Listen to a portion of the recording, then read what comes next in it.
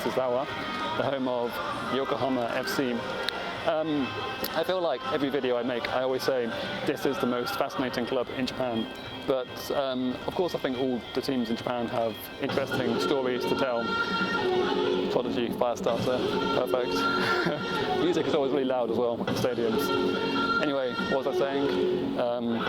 Yeah, so I always say that the teams are really fascinating, but Yokohama FC really are an incredible team.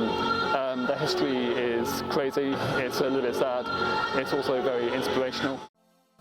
To tell the story of Yokohama FC, we also need to look at one of the city's other J-League clubs, YSCC, because both of these clubs can trace their roots back to the same point in time.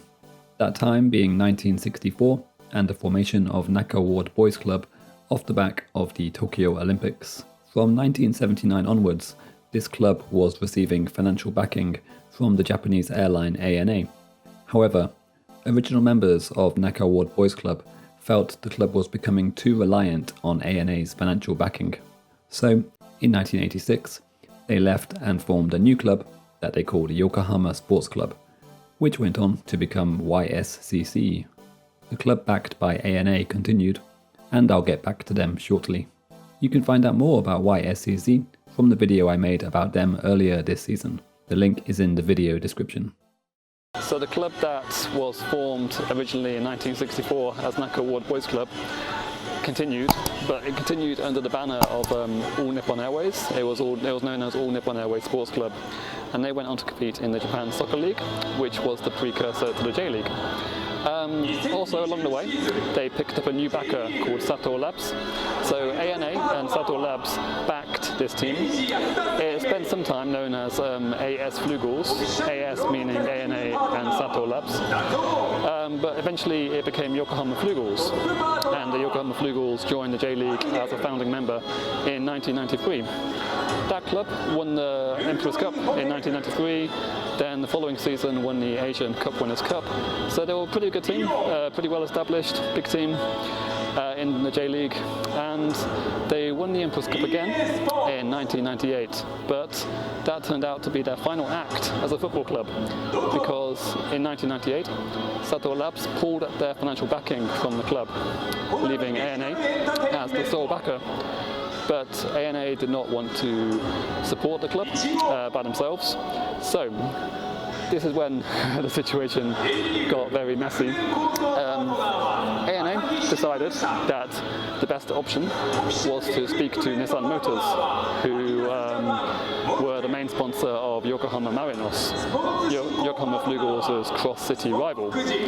And what happened was that the Flugels were merged with Marinos.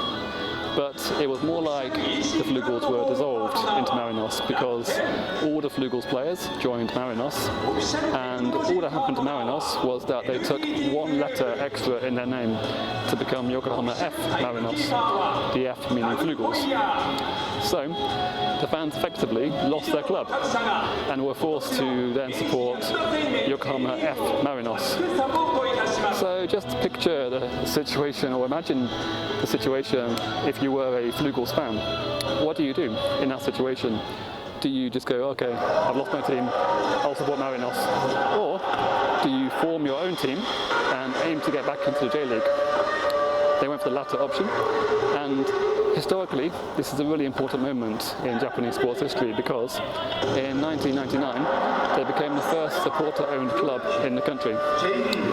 Usually in Japan, most clubs are corporate teams. The JSL before J-League was pretty much just a corporate league for company teams. So Yokohama FC, which were formed in 1999, were the first supporter-owned club in Japan. And it was a really big step and really a fantastic thing to do, I think, for the fans. Really their only option at that time was to do that, I think. So they formed their own team, Yokohama FC, and joined the JFL in 1999. The JFL is one step below the J-League. They wanted to go back straight into the J-League, but the JFA said that you couldn't do that, and they had to go to the JFL. Also, in their first season, they were not eligible for promotion because they weren't granted a J-League license, but they still won the JFL in their first season. Then in their second season, in 2000, they won the JFL again and were promoted to J2 to join the J-League for 2001.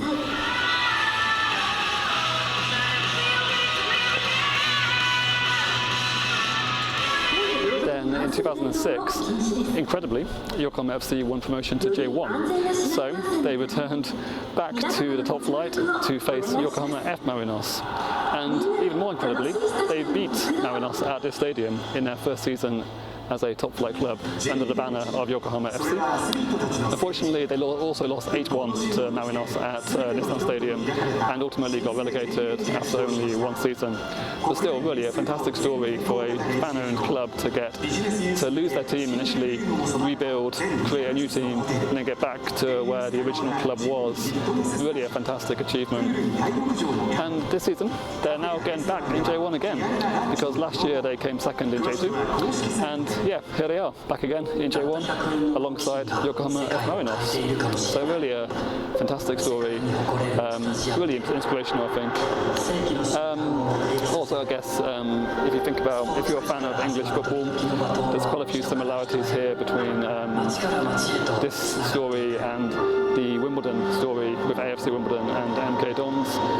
In that situation, Wimbledon were moved to Milton Keynes, and the fans obviously didn't want that and formed their own club, AFC Wimbledon. And both of those clubs, AFC Wimbledon and MK Dons, are back in the same league in England again. So very similar in that sense. But yeah, really just goes to show, I think, how important supporters are to football. A football club is nothing without its supporters, and this club just goes to show that. I think it's a really incredible story.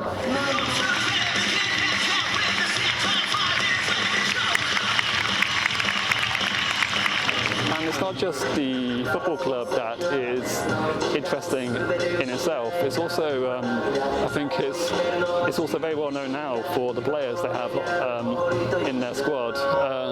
Most famously, they have Kazuyoshi Miura, or King Kazu to us mere mortals, the 53-year-old legend who still plays professional football in the top flight. A player who's been an absolute legend for Japanese football, Japanese international, famous for his time at Verdy Kawasaki in the early days of the J-League. He's been playing football since the 1980s, so he's played football for five different decades. He's played football from the 1980s onwards. Incredible, he's still going. I'm not sure if he's playing tonight. I'll check the starting lineup in a minute to see if he's in the squad, but he doesn't always start, of course, because he is 53 years old. So yeah, we'll see. Another famous player they have here is Shunsuke Nakamura, only 42 years old. He's also on the roster here at Yokohama FC. Obviously, Celtic fans love Shunsuke Nakamura, very iconic player in Japanese football history as well. And another older player who I really like here is Leandro Dominguez, 37 years old, but incredible midfielder still. He pulls the strings, incredible range of passing. He's also in the squad usually as well, so yeah, a lot of experience in this team. They also have a decent youth academy here, and recently Koki Saito, a 19-year-old forward, signed for Lommel in Belgium, and he's a really hot prospect for the future. So it's not just old men, there's also a few good young players too. So I think this club is really, really interesting, and yeah, I've wanted to watch them for a long time, and I'm really looking forward to watching them in action here tonight.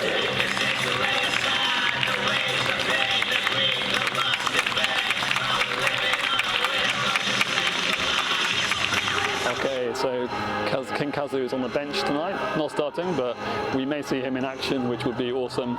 Really, really hope he comes onto the pitch later on, so let's see. Shunsuke Nakamura not in the squad though, so that's a bit sad. I was hoping to see him as well, but yeah, I'll take seeing King Kazu come off the bench to score the winner today. That would be pretty cool. Let's see if that happens. If it does happen, he will make history as the oldest goal scorer. I think he already maybe has that record. I'll double check and put it on the screen, but I think he maybe already holds the record for the oldest goal scorer in a top 5 professional football league. I think he scored last when he was 50 years old at this level. So if he scores tonight, he will score a top flight professional goal at the age of 53. Fingers crossed that he does it.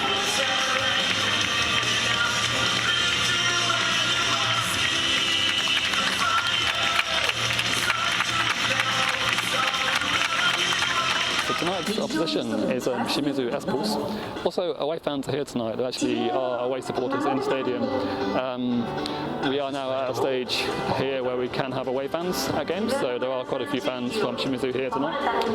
I guess a lot of people watching this video will be familiar with S-Pulse. You maybe even support them or have a soft spot for them. Really, really colourful team. One of the founding members of the J-League. Very iconic shirts. Their home stadium is beautiful. You can see Mount Fuji from there. So really cool club. But sadly this year has not been great. They're second bottom of the league, just 2 points above the bottom. Luckily for them, there's no relegation this season, so they can't get relegated because the COVID situation, financial situation for clubs means that relegation has been suspended for this year. So they're safe, but the future's looking a little bit dodgy for them at the moment. At the start of the year, they put Peter Klimovsky in charge, who was assistant to Ange Postecoglou at Yokohama Marinos last season. He was trying to sort of implement that kind of similar Marinos style of play, the high pressing, high intensity football, but it didn't really click, and he was sacked a few weeks ago. So a bit of a mess, very sad for them. But like I said, no relegation this season, so they're safe. But yeah, the future maybe not looking quite so bright for them at the moment.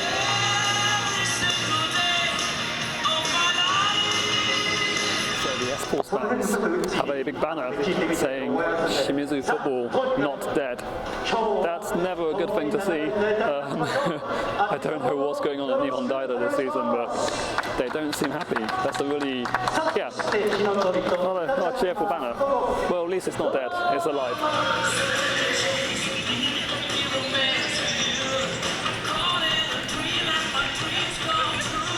And Yokohama FC are 15th at the moment, so they're having a really good season. They've been pretty good. They're 8 points above the hypothetical relegation zone, so it's been good for a team that doesn't have the biggest budget.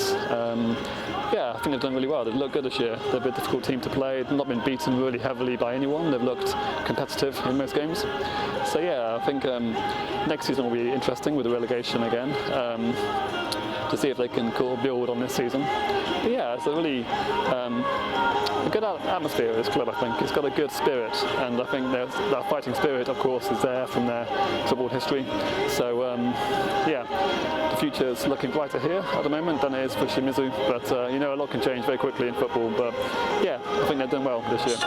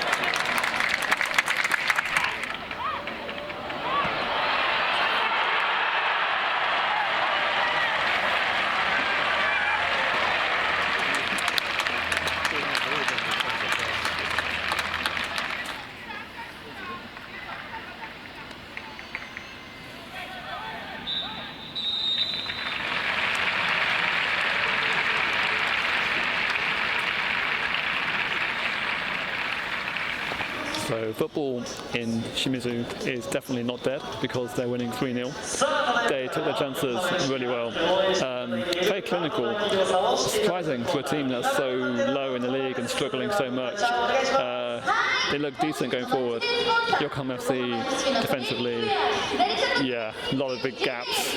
They were just cut apart really. I mean, the game was fairly even on chances. It's just Shimizu were making better chances, and yeah, that's why they're 3-0 up. Let's see, second half, it's all set for King Kazu to score 4 goals and Yokohama to win 4-3. Probably not going to happen, but they've got nothing to lose now, I guess. Bring him on, go for it, see what happens. Yeah, let's see.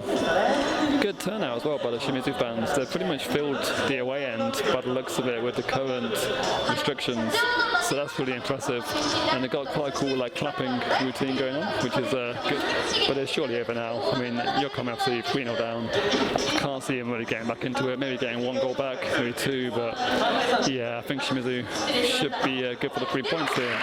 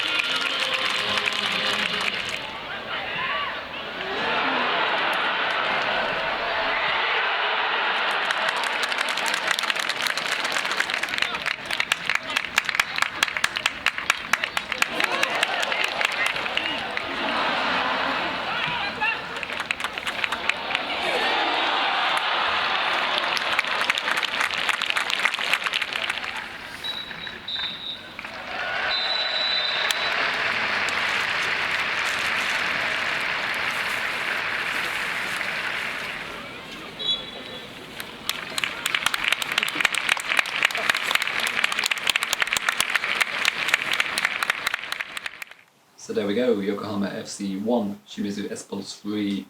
Really surprising. I did not expect S-Pulse to be that clinical and that, yeah, the finishing was fantastic in the first half. They took their chances really well. Yokohama FC defensively in the first half, just, I don't know what's going on, massive gaps in defence, just didn't look up for that in the first half, defensively anyway. Going forward, pretty even on chances, it was a little bit strange in that sense. And second half, Yokohama FC came back into it, but yeah, kind of surprising from S-Pulse, a team so low in the league, but finally showing some fight this season, it seems. So yeah, thank you for watching this match experience. The history, I think, is fascinating for Yokohama FC, and a little bit more about the history. During the lockdown, I went a bit mad and started collecting a lot of J-League memorabilia. One of the things I started collecting was these J-League Super Soccer player sets. The J-League Super Soccer was a tabletop game, and you could buy the J-League teams to compete with.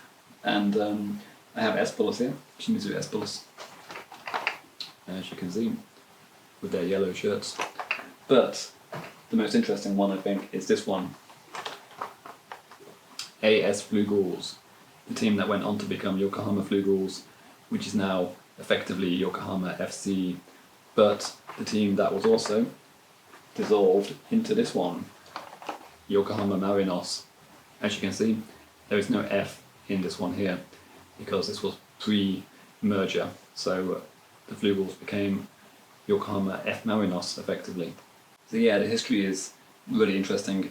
Also, I appreciate it's very complicated. There's so many connections between the Yokohama teams. In the future, I will put together another video just as an overview of the Yokohama football situation. So if you do have any questions about the situation in Yokohama, please let me know and I'll try my best to answer. I'd also just like to point out that I don't think Yokohama Marinos are the evil party in this situation. they were also in a difficult spot when this happened with the Flugels. The financial running of the club clearly wasn't great, because when they lost Sato Labs, it basically became untenable to run the club, which is not good. If you lose one backer, it shouldn't be that serious.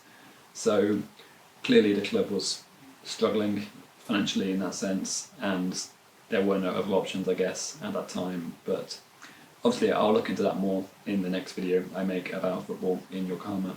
And as for King Kazu, sadly he didn't come on in that game, he stayed on the bench. But I would love to hear your thoughts on him, what you think about him still playing in the top flight of Japanese football.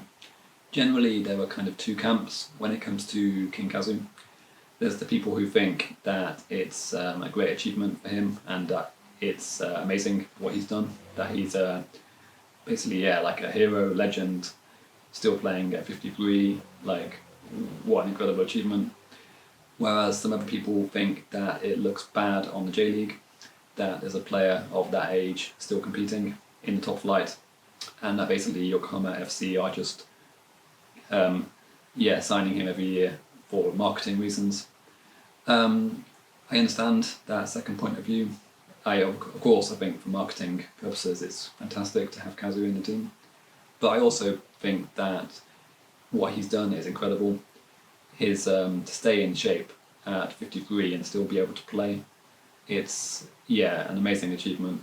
I don't know if he can still, he can't start many games, of course, and when he does play he doesn't have the same impact, of course, as he did when he was younger, but he still brings a lot of experience, of course, to that club. There's many young players at the team as well, so it must be great to have a player like Kazu there who can mentor the younger players. So I think it's a fantastic thing that he still plays. Hopefully he continues for a few more years at least, and we can see him in action, and maybe he can break the goal scoring record again in the future. But yeah, let me know what you think of Kazu. Do you think it's a good thing that he still plays in the top flight of Japanese football? And as for S-Pulse, of course we saw earlier that banner, Shimizu Football Not Dead. Just to give a bit more background about that, Shimizu are from Shizuoka Prefecture, which has always historically been a very important place for football. King Kazu himself is actually from Shizuoka Prefecture, but recently it's not been so strong. S-Pulse, of course, near the bottom of the league this year. The other big team from Shizuoka is Jubilo Iwata, who were J-League champions in the past, J1 champions. Now they're in J2, not going to be promoted this year, so they're going to be down in J2 for another year, next year. And yeah, it's not the place it used to be for football. It's not the fortress of football, the sort of kingdom of football that they call it at the moment. But the fans, of course, believe that one day they can return. Hence, I think Shimizu Football Not Dead. In S-Pulse's case, they want and expect the club to return to the heights of J1. They have in the past been title contenders. They've been like cup finalists. So yeah, they were a big team, still with a fan base that's pretty big, and I do hope that they can return to the top, because I like them. I've got a soft spot for S-Pulse. I think they're a very cool team, and I'm sure a lot of people would also like to see them get back. Jubilo Iwata fans probably not, but I think most of the fans would not begrudge Shimizu a little bit more success in the future. So yeah, thank you for watching as always. If you've enjoyed this video, please leave a like. If you haven't subscribed, please consider subscribing for more videos like this. And of course, if you have any questions about this game, about Yokohama FC, about the Flugels, please let me know.